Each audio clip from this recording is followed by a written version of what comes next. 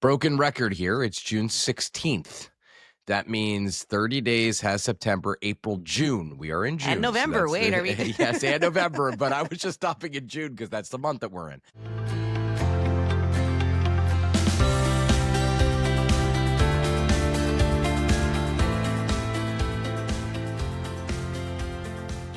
Good morning. I'm Anna Palmer.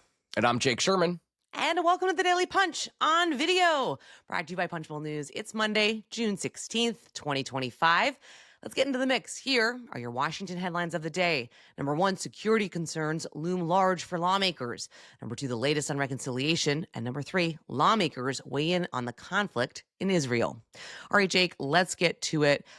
We are starting with a really scary and sad story coming out of Minnesota, obviously over the weekend, where you had an assassination of a former Minnesota House Speaker, Melissa Hortman, and her husband, Mark Hortman, on Saturday. The state senator, John Hoffman, and his wife, Yvette Hoffman, were also shot by the alleged gunman who surrendered Sunday night following a massive police manhunt. Whenever there is something of this gravity, and when you see violence, political violence happen, it reverberates around the country to every elected official, their families, and trying to understand what are the safety concerns here after such a horrific incident.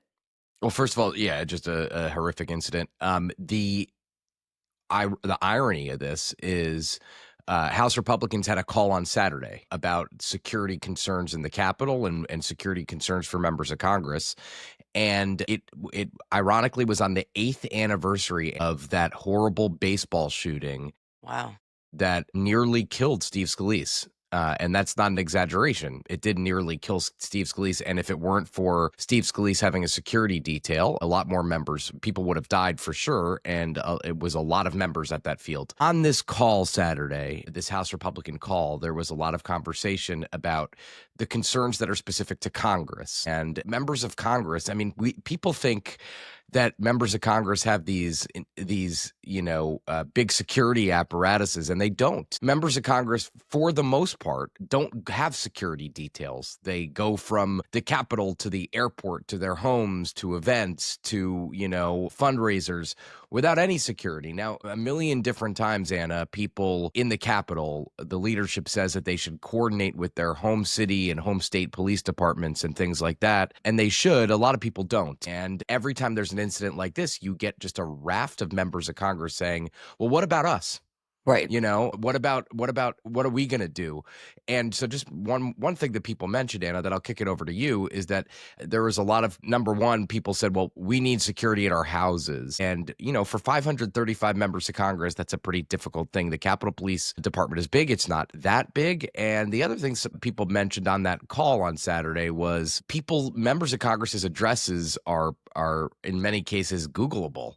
And, sure. And that's scary to a lot of people. The senators are also going to get a security briefing at the request of Senate Majority Leader John Thune and Minority Leader Chuck Schumer. We'll have to see if there's anything that concrete comes out of this, right? Is it just, here's what you need to be doing, coordinate with police?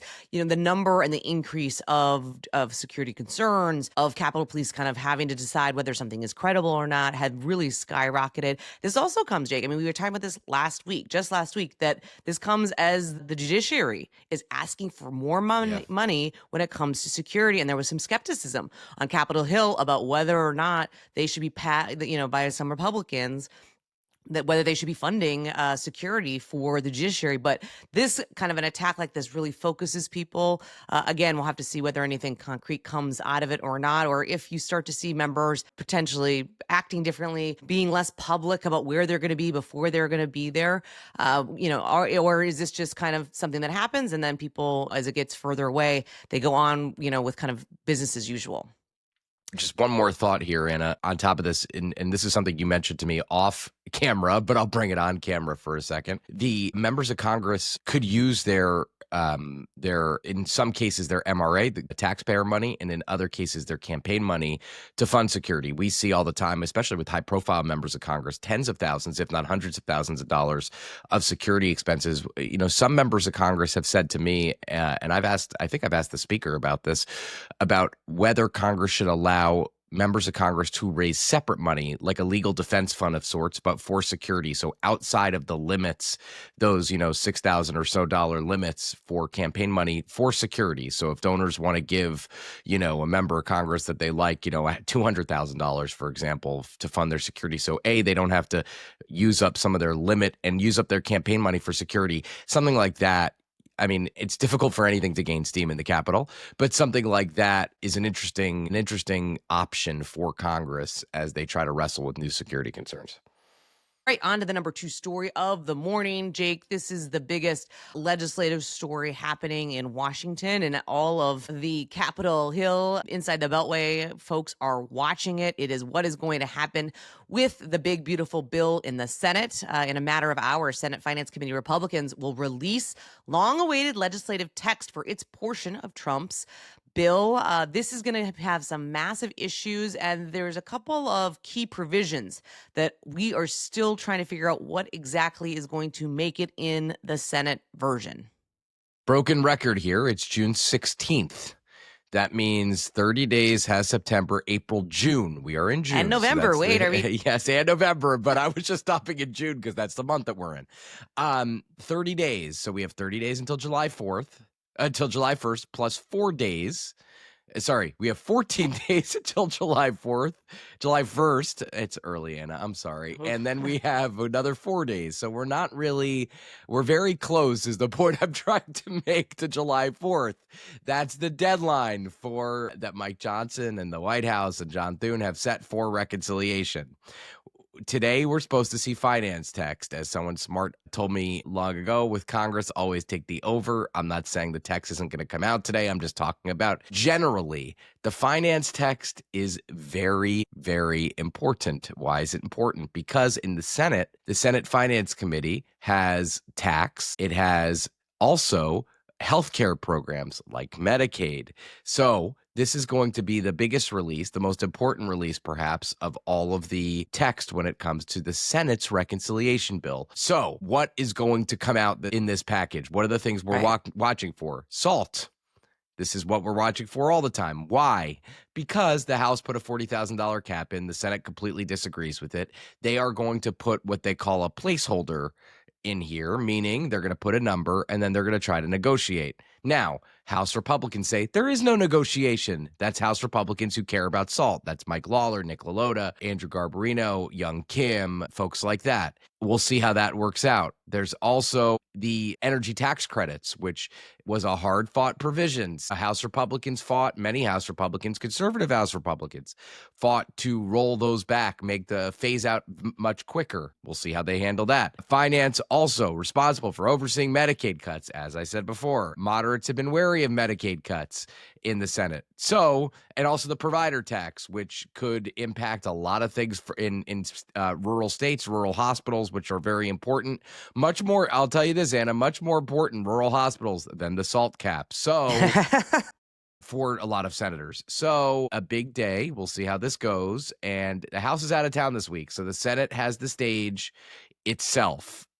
What say you? This has been something this has been something we've been watching, right? And talking about this dynamic, right? Where the House was basically trying to force the Senate to take the legislation because that was as good as they could get it. They've got such a tight margin. And I think the question has been, and still kind of remains, is how much does the Senate actually change this bill? Right? On these 3 provisions, are they on the margins, making small adjustments that maybe the House can eat, right? I mean, a lot of this is a negotiation. Nobody's going to be, super, super happy with it. But those 3 areas, and I think particularly for Senate Republicans, when they look at Medicaid, they are already seeing how Democrats are attacking House Republicans. And they're all going to look to their midterm elections and say, okay, wow, the playbook is already here. Yeah, that's right. And by the way, on some of these provisions like SALT, Senate Republicans are like, we don't care about SALT. We don't care. Why are we letting, and I think we've even quoted people saying this in some respect, why are we letting 4, 5, 6, 7, 8 House Republicans shape the entire contour of the bill? Now, what do we say? We say, one of my favorite sayings, you have to work with the Congress you have, not the Congress you want. The Congress that we have right now has a small House Republican majority. You want bigger, you want to not deal with the SALT people, you should have won more seats. I mean, that was 2017, right? Look at that. That was 2017, where like there was a bunch of these New York members of Congress that didn't vote for the final package because they had bigger numbers. That's right. That's right. So big day today. We'll be all over it, and I'm sure we'll write about it tomorrow morning. All right, let's move to the number 3 story of the morning, the latest in the war between Israel and Iran as it enters its 4th day as missiles and airstrikes continue across the two countries. Lawmakers getting involved. You have Senator Tim Kaine unveiling a war powers resolution that will force the Senate to vote on whether the U.S. should be engaging hostilities with Iran. A lot of concerns that if this escalates, the U.S. will have to get involved. Yeah. Well, first of all, the U.S. Yes, the U.S. That vote is gonna, it's I would assume it's mostly a showboat, right? I don't think that this is going to go anywhere. But overnight and overnight in Israel and in Iran, a lot of missiles going back and forth.